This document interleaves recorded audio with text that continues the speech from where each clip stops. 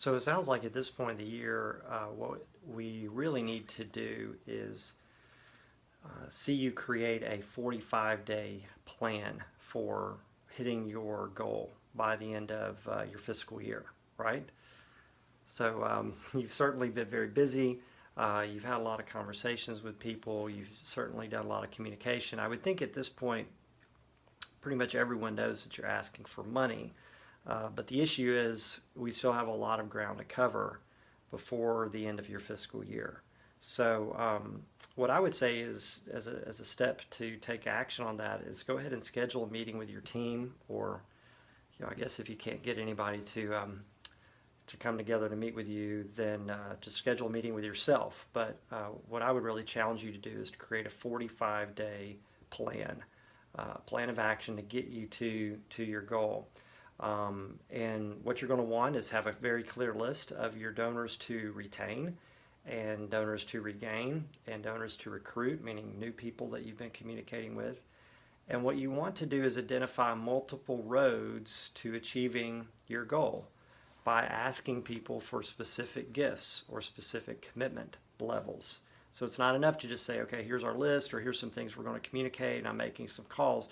You really have to be thinking about who are we communicating with, and what are we asking them to do, and do these roads lead to the achievement of our goal? That gives you the confidence that you need to push forward, and frankly, the givers need to hear that confidence as well, that if they do what you are asking them to do, then you're going to achieve your goal.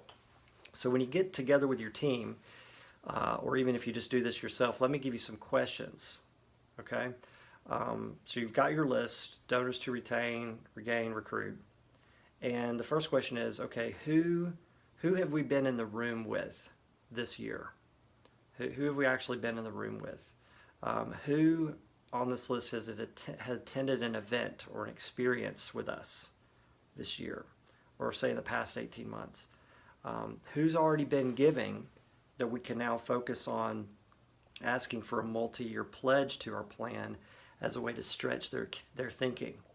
It's kind of hard to ask somebody who's already given this year to give more, right? But someone who's given this year, you can talk to them about your plan and making a multi-year pledge, which will stretch their thinking, which will often lead to increased giving in the same year.